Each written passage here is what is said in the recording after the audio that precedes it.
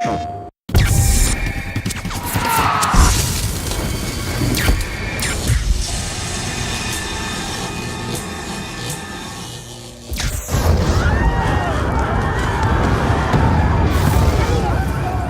game opens with this really awful, devastating explosion. It knocks down 6 square blocks of Empire City.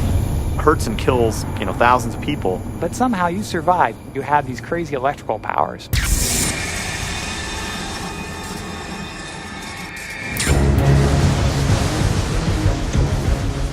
But one of the things that we really find fun about superhero stories is the process of understanding where these powers came from and why they're there. In inFAMOUS, this isn't a question that gets answered all for you at the beginning of the game. The phrase that we always talked about was 0 to hero. You want to be this guy who's incredibly low status at the beginning of the game, and you want to be either famous or infamous at the end.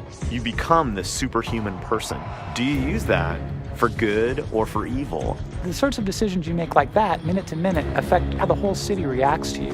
There's a lot of depth in the behaviors of both the enemies and also the non-player characters, just the citizens. I've been robbed! The sort of systemic complexity of the game is something that allows the player to have unexpected, exciting things happen. Feds dropped some more medical supplies, but they landed on that roof. Could you knock them down? There's this enormous world of side missions and quests that you can do in inFAMOUS, which is on the order of 3 times as many things as the primary path has. You're not in just one big long tunnel going from the beginning of the mission to the end of the mission every time. You're in a city and you can go wherever you want, whenever you want.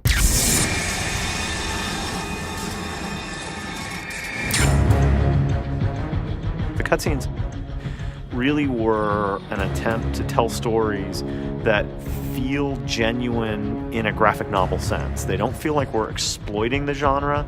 They feel more like we're part of that genre. Really beautiful, detailed graphic art, but all kind of taken into a dimension where it can be animated and rendered and using effects to kind of tell our stories, at the same time really having it feel fresh and something people hadn't seen a lot of. At first, it's just the standard disaster film where you happen to have superpowers. And as you get more into it, you understand that everything is not as it seems, and that the people you know aren't necessarily who you think they are. It's like peeling an onion. You figure out one thing, you think you understand it, and then you find out that, well, you kind of understood it, but there's something deeper going on. We've hidden all kinds of little narrative hiccups, which I'm sure people are never going to see. The casual player is never going to understand the depth of everything going on in Empire City. However, if you're a really dedicated player, if you're somebody that really wants to know every last bit of what's happening, it's there for you. You just have to decide that you want to explore this huge 3-dimensional sculpture that is Empire City. And you can just go right down the rabbit hole.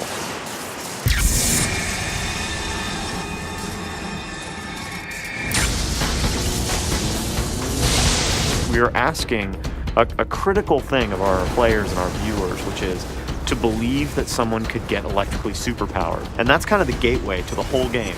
Electricity is great because it's kind of malleable in what you can do with it. I mean, you can do the obvious, which is shoot somebody in the face with a lightning bolt, which is, I know, for me, kind of a core fantasy. He starts out with 2 or 3 superpowers he can do, and throughout the game we unlock more and more of them. He starts off with the ability to throw electricity from his hands, and he has the ability to throw out electromagnetic pulse waves.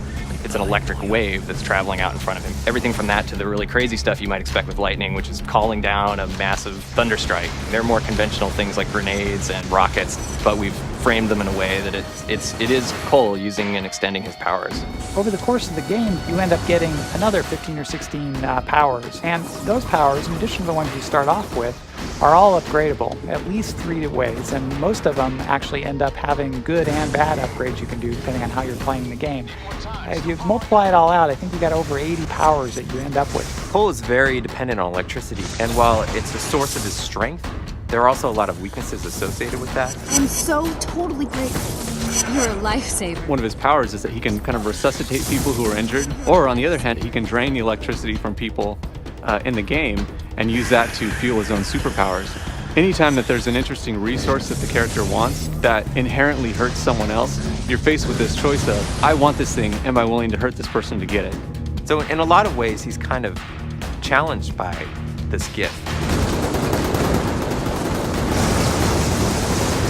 This is a game that delivers on something I've thought about all the time, which is, if I had superpowers, what would I do with them? You know, if I could turn invisible, would I go on a stealth mission for the FBI, or would I sneak into the girls' locker room? You know, these are the kind of challenges that would be presented to you as a real life person when given superpowers.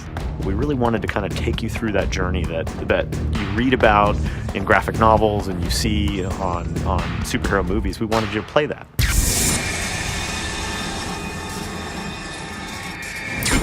It's remarkable. These guys have created between 20 and 30 minutes of animated movies in a remarkably short period of time. Clearly there's voiceover talent that's contributing to this, and there's music and scoring that's going to happen after it. But the principal production of that at Sucker Punch has been 4 guys really almost by themselves for, a little over a year, and it's been a remarkable achievement for those guys.